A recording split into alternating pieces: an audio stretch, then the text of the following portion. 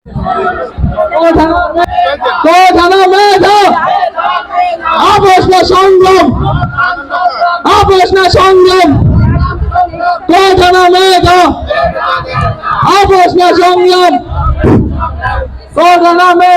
দর্শকবৃন্দ, আমরা দেখতে পাচ্ছি এখানে ছাত্ররা রাজপথ অবরোধ করে আছে।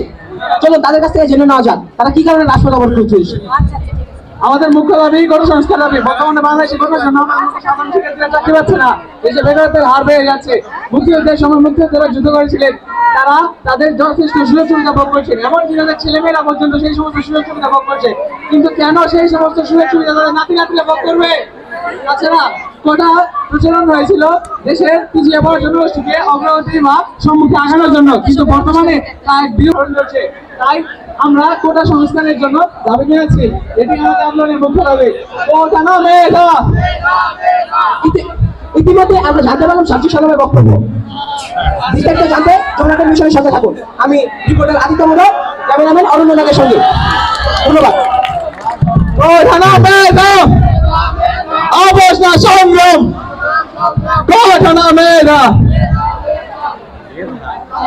প্রধানমন্ত্রী শেখ হাসিনার বক্তব্য।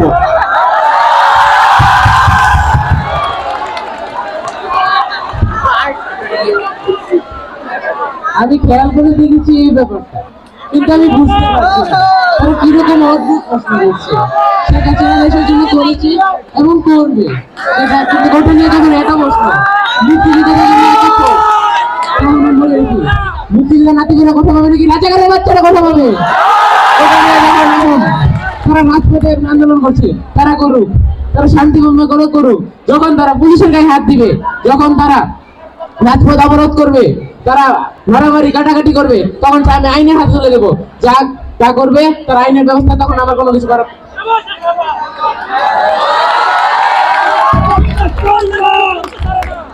তার এই বার্তার কারণে বিক্ষোভে খেতে পারে শিক্ষার্থীরা। শুরু হয় অসহযোগ আন্দোলন, রাজপথে নেমে আসে সকল ছাত্রছাত্রীরা।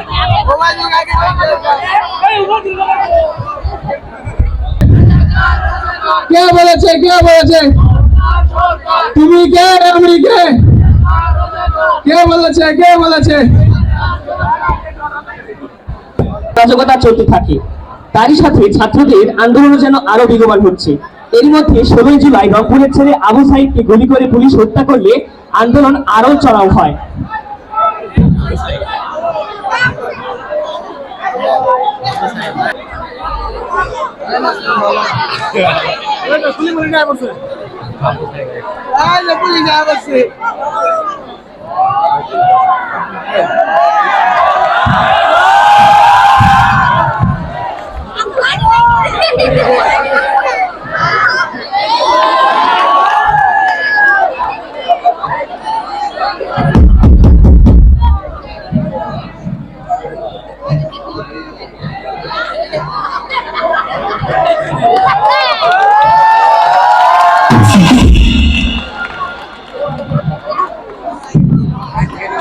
মাহমুদুর রহমান মুগ্ধ মিছিলে ছাত্রদের পানি বিতরণ করতে গিয়ে গুলির আঘাতে শহীদ হয়।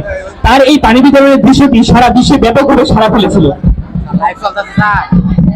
ভাই পানি লাগবে, ভাই পানি ভাই পানি দিন, ভাই পানি লাগবে, ভাই পানি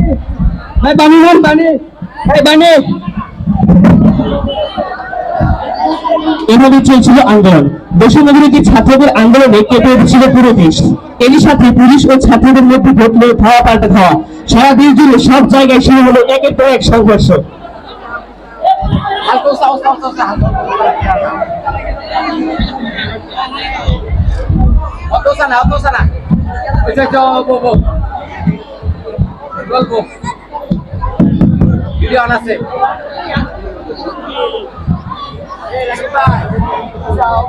এক দাবি, এক দফা, এক দাবি, এক দফা, এক দাবি।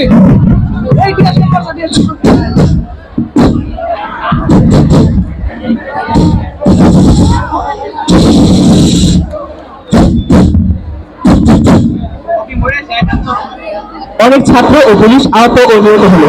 অবশেষে সরকার বাধ্য হলো কোটা সংস্কার করতে। কিন্তু এত হত্যাকাণ্ডের বিচার কিভাবে হবে? তাই স্বৈরাচারের পতন করতে হবে। তখন ছাত্রদের দাবি একটাই, হাসিনার পদত্যাগ, যা ছিল এক দফা এক দাবি।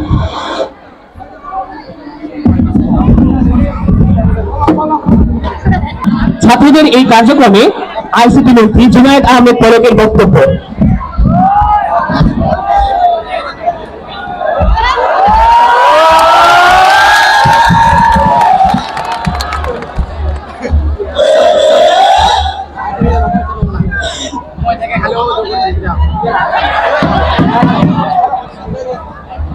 দর্শকবৃন্দ, আমাদের সামনে হাজির হয়েছে আইসিটি প্রতিমন্ত্রী জুনায়েদ আহমেদ পলক। তার কাছে চলে যাব। বেশ কিছুদিন ধরে ইন্টারনেট বন্ধ আছে, এর কারণ কি? আমাদের 34টি ইন্টারন্যাশনাল ইন্টারনেট গেটের মধ্যে 18টি পুড়িয়ে দেওয়া হয়েছে। 53 পুনর্বাসনী কেন্দ্রের নিচে একটা ছিল, এটা সম্পূর্ণ পুড়িয়ে দিয়েছে। তার পাশেই ছিল একটা আংশিক পুড়িয়ে দিয়েছে। তারা এরকম পরিস্থিতির কারণে আমরা বিকাল 3টা থেকে 9টা পর্যন্ত ইন্টারনেট বন্ধ করিনি। ইন্টারনেট বন্ধ হয়ে গেছে।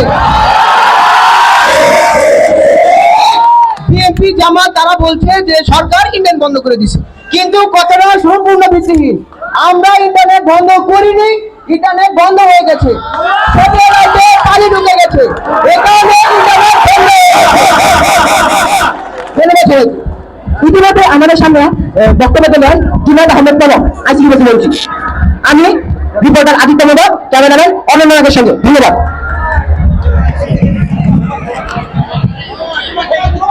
এভাবে চলছিল আন্দোলন। ছাত্রদের এই দাবির প্রসঙ্গে উবাইদুল কাদেরের বক্তব্য।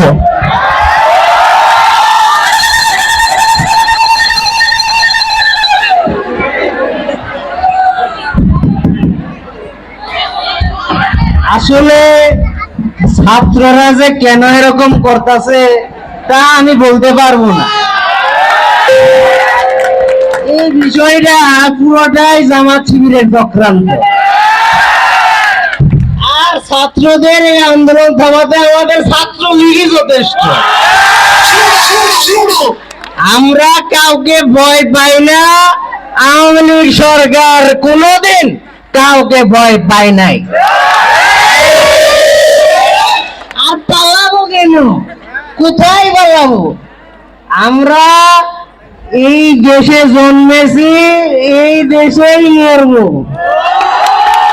এখানে মাঠে আমাদের, রেফারি আমাদের, বাসি মুসিবা দেবে তা আমাদের পক্ষেই দেবে। কোথায় পালাবো? পালাবো না। প্রয়োজনে ফখরুল সাহেবের বাসায় গিয়ে উঠবো। এই ঠাকুরগাঁওয়ের বাড়ি আছে না, ওইখানে গিয়ে উঠবো। কি জায়গা দিবেন? জ্বালা অন্তরে জ্বালা।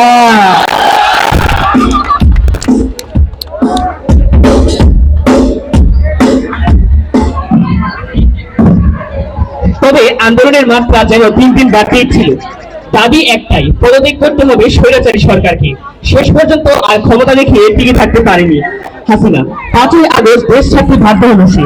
যাওয়ার আগে জাতির উদ্দেশ্যে কিছু বলে যাওয়ার সুযোগ সে পায়নি, কিন্তু দেশ ছাড়তে হয় তাকে। আর এভাবেই বিজয়ী হয় ছাত্ররা। বাংলাদেশে তার মুক্তি, স্বৈরাচারী হলো পতন, সূচনা হলো এক স্বাধীন বাংলাদেশের। দ্বিতীয়বারের মতো স্বাধীন স্বাধীনতার রাষ্ট্র হিসেবে স্বীকৃতি দিল আমাদের প্রিয় বাংলাদেশ।